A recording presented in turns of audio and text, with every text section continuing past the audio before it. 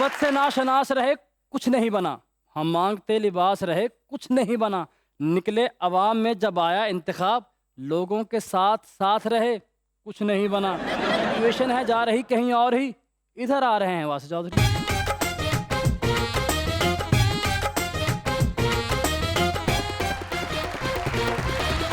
देखती आंखों, सुनते कानों और धड़कते दिलों, आप सबको हमारी तरफ से अस्सलाम वालेकुम। क्या हाल चाल है आप लोग? अल्हम्दुलिल्लाह, आप कैसे हैं? बिल्कुल ठीक। अच्छा, साढ़े नसीबां च अल्लाह ने बड़ा करम किया साढ़े ते कि सानू चौधरी साहब मिले ने। क्या बात है, क्या बात है, क्या बात। इस तरह दे चौधरी पहली बार छली खा के कह रहे ने इनू स्ट्रॉबेरी कहंदे हैं ना। चौधरी साहब ने नवी गड्डी लई ते बंपर ते बांदर बन दिता। क्यों? मैं कहा कि ये क्यों बनने कहने नजर ना लगे। असूल की बात है, मैंने आपको कभी अपनी गाड़ी के पास भी नहीं आने दिया। उनकी सास ने आईफोन 14 लेके दिया है। अच्छा, हाँ, मैं क्या चलाਉਂਦੇ क्यों नहीं, कहते 14 अगस्त ਨੂੰ ਚਲਾਵਾਂਗੇ। ਇਹਨਾਂ ਦੇ ਸਸੁਰਾਲ ਵਾਲੇ ਨੇ ਇਹਨਾਂ ਨੂੰ ਬਲੈਕ ਕਾਫੀ ਦਿੱਤੀ ਹੈ। ਇਹਨਾਂ ਕਹਾ ਪਰੇ ਕਰੋ, ਮੈਨੂੰ ਪਤਾ ਹੀ ਤੁਸੀਂ ਮੇਰੇ ਤੇ ਕਾਲਾ ਇਲਮ ਕਰ ਰਹੇ ਜੀ। आधी रात को चोरी सब सुनसान सड़क पे फिर रहे और कहने फिर रहे है कोई मेरे तो सोना। चौधरी साहब वैसे है दिल दे नरम आदमी ने। अच्छा जी। एक दिन पानी पी के सोच रहे ने, या अल्लाह साडे नसीबां जूस भी कदी होएगा। बुलाते अपने आज के पहले मेहमान को, पाकिस्तान मुस्लिम लीग नून के रुकन पंजाब असेंबली के अंदर जनाब doctor Muzaffar Ali Sheikh.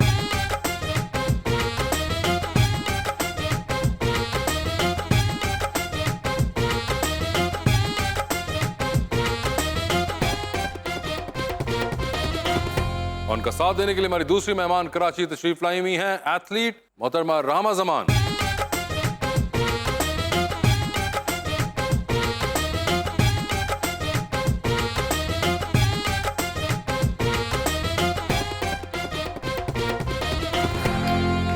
Welcome to the show जी। माशाल्लाह आज बड़े प्यारे मेहमान आए हैं। क्या बात। और बड़े अरसे के बाद आए हैं। हाय हाय हाय। इनको पहले भी आना चाहिए था।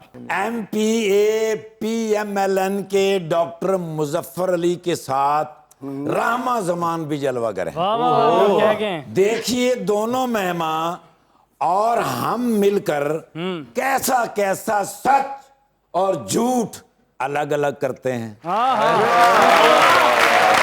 डॉक्टर साहब क्या बात।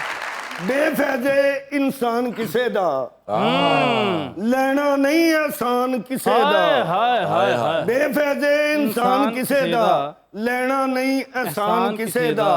ओदा अपना कख नहीं रहिंदा, ओदा अपना कख नहीं रहिंदा, सोचे जो नुकसान किसे दा।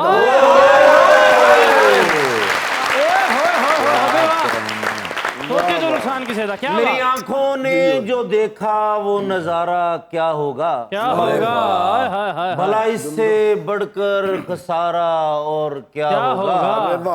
इलेक्शन हारने के बाद आपने सोचा होगा शेख साहब, दिल गलती कर बैठा तू बोल कफारा क्या होगा।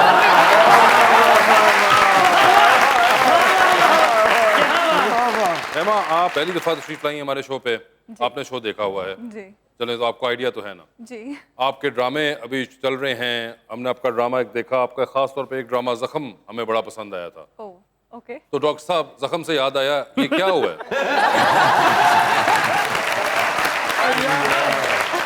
आप कौन से जख्म की बात कर रहे हैं? 6 सीटा वाला। ये जो 6 वाला जख्म लगा है। देखिए, मैं अर्ज करता हूँ कि सियासत में ऊंच नीच होती रहती है। कभी आप बहुत ऊंचे हैं, कभी आप फर्श से भी नीचे हैं। तो ये खेल ही ऐसा है कि इसमें किसी चीज़ को भी हम हतमी नहीं कह सकते। आज हम 6 सीटें हारे हैं तो कल हम 60 सीटें जीत भी जाएंगे। लग नहीं रहे।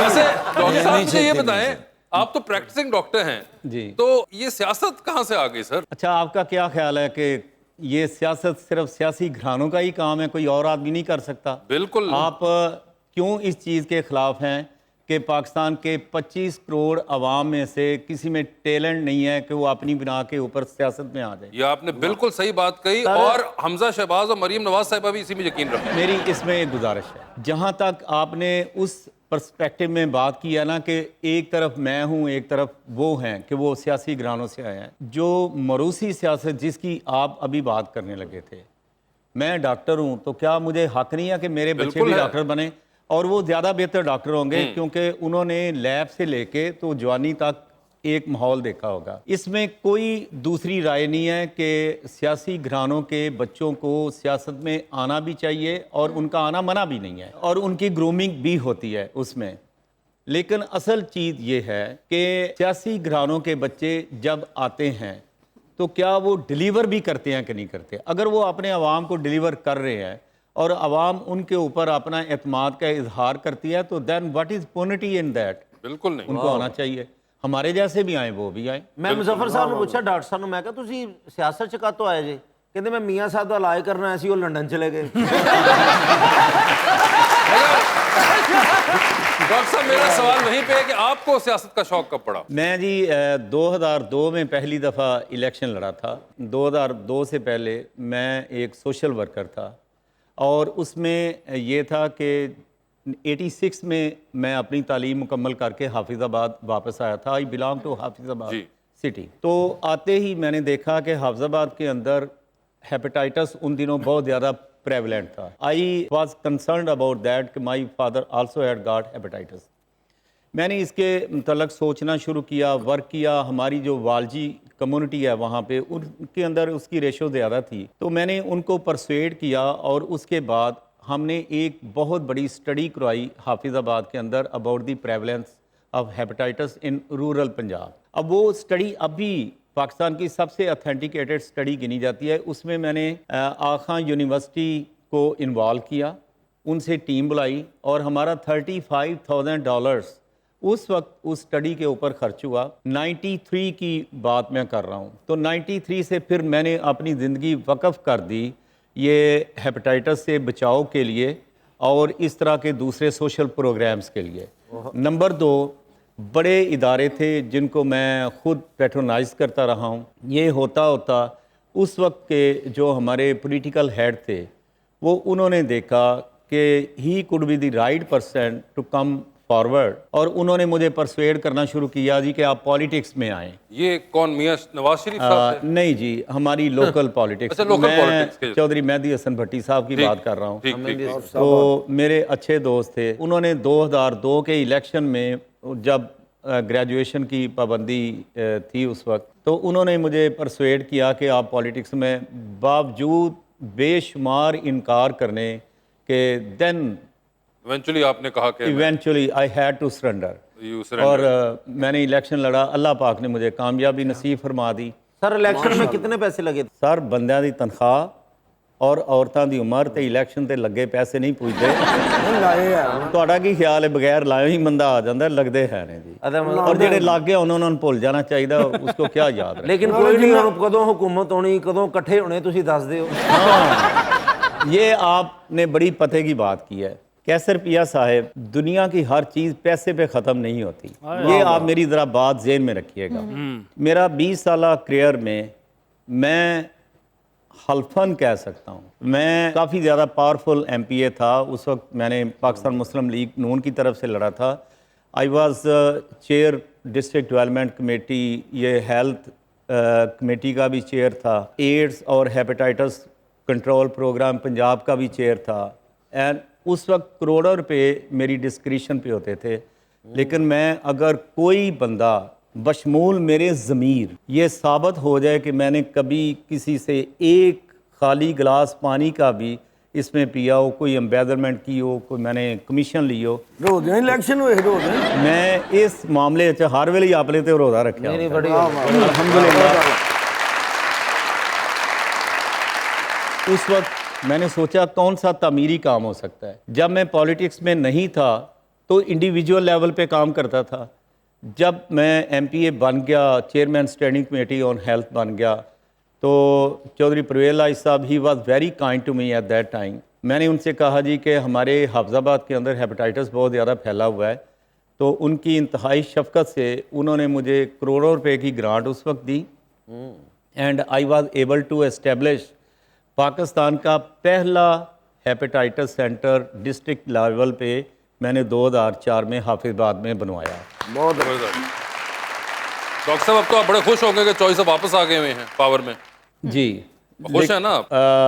खोल के बोले, कुछ नहीं होता। देखिए मेरी बात सुनें, एक पर्सनल ताल्लुक है, दिली ताल्लुक है उनसे, लेकिन मैं क्योंकि अब उस पार्टी से बिलोंग करता हूं कि मैं ये कह सकता हूं कि बदकिस्मती से हम एक पेज पे नहीं हैं। पर्सनल ताल्लुक होना चीज़ और है, लेकिन मैं हर वक्त हर हुक्म के लिए अपनी पार्टी का पाबंद हूँ। नहीं, वो तो आप पार्टी के पाबंद तो हैं, आप उनके एमपी हैं, जाहिर बात है, लेकिन चॉइस साहब के आने की खुशी है? सिंपल यस और नो? जी नहीं है खुशी? वो उसकी वजह ये है, ओए होए, चॉइस साहब ने इस वक्त बैकग्राउंड में गाना लगा दिया, अच्छा सिला दिया तूने मेरे प्यार में।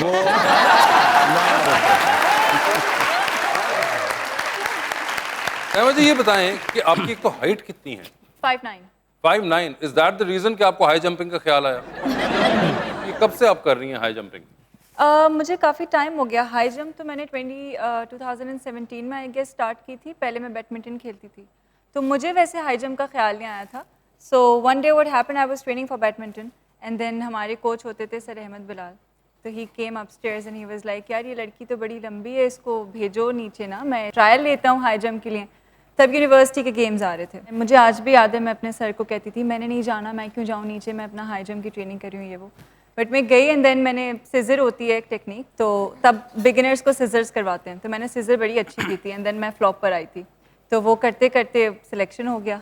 तो फिर अच्छा, नेचुरली यानी कि इतना एक टैलेंट था कि आपको ने भी उसी वक्त डिस्कवर किया। उससे पहले आप बता रही थी कि बैडमिंटन भी खेलती थी आप, तो आप तो तकरीबन नेट के ऊपर से यूं ही करके कर देती हैं। हाँ, वैसे टॉल लोग बैडमिंटन यूजुअली बैक एंड पे खेलते हैं, लाइक अगर डबल्स खेल रहे हो तो पीछे खेलते हैं, बट मैं फ्रंट पे खेलती थी और मेरा गेम अटैकिंग था, डिफेंस नहीं था। ओए होए होए, तो क्या बात है। अभी तक आप खेलती हैं बैडमिंटन? अब तो काफी अरसा हो गया, बट हाँ। Now you started acting. By the acting आपको ये इसका ये भी क्या कोई एक दिन फिर रहा था बंदा, उसने कहा कि एक्टिंग भी कर रहे हैं आपकी आइडिया भी है? नहीं, हुआ ऐसे था बेसिकली कि मुझे इस इंडस्ट्री में कभी खुद से नहीं था कि मैं मॉडल बनती हूँ या मैं एक्टर बनती हूँ। मैं एथलेटिक्स ही कर रही थी एंड देन जब मैं वर्ल्ड गेम्स खेलने गई तो मैं पहली हाई जंपर थी पाकिस्तान की, बहुत अरसे के बाद फीमेल जो इंटरनेशनल लेवल पे पाकिस्तान को जिसने रिप्रेजेंट किया था। तो जब मैं वापस आई तो मुझे नाइकी ने स्पॉन्सर किया, तो उसका एक शूट हुआ था ऐसे ही एथलेटिक्स रिलेटेड। तो वहाँ से मुझे एक एजेंसी थी, उसने देखा, call me up, they was like how about you come and give an audition. I was like ठीक है, कोई और इंटरव्यू होगा, मॉर्निंग शोज में भी बुला रहे थे तब एज एन एथलीट। तो मैंने कहा इसी वजह से होगा, मुझे पता नहीं था। तो मैं गई, दे साइन मी अप उस एजेंसी के लिए एंड देन मुझे TV series in modelling and करते करते देन एक दिन मैं एक्टिंग में आ भला मैं इन्होंने जुगता क्यों नहीं कर रहे? क्यों? इन्होंने एक जंप मार के इत्थे आके फाड़ लेना। तो वो है कि वो जिस तरह जा रही हैं, अगर आपने झुकते कि कुछ पता नहीं उनका मूड बने तो वो पता चले कल को यहाँ पे हो। बड़ी बात हो तो सकता है मैं वहाँ हूँ। ये भी हो सकता है, बिल्कुल। बस आप कुछ अभी तक करती नहीं है जो आपको आई जा रहा है, यू जस्ट टेकिंग थिंग्स। कोई इवेंचुअल आपका अपना एक था? मेरा तो एथलेटिक्स में ही प्लान था, जो मैंने अचीव कर लिया कि मैंने कलर पाकिस्तान का कलर लेना था और मैंने इंटरनेशनल रिप्रेजेंट करना था, वो मैंने कर लिया था। उसके बाद से जो होता रहा वो खुद ही होता रहा। तो अभी बैडमिंटन खेलती हैं आप? नहीं, अब तो कह रही है नहीं, मतलब मैं खेल सकती हूँ। नहीं तो आपने छोड़ दी बैडमिंटन बिल्कुल ही? हाँ, मतलब अब टाइम नहीं मिलता। मैंने कहा पुराने रैकेट पड़े हैं वो मुझे दे। वो आपके पास है पुराने रैकेट पड़े हुए? जी, ਇਹਨੂੰ ਦੇ ਦੇਣਾ ਚੂਚੇ ਢੱਕਣੇ ਕਰਨੇ ਉਹਦੇ ਨਾਲ। चूचे ढकने ने हुन रेछे ते मेरे को ढके नहीं जाते।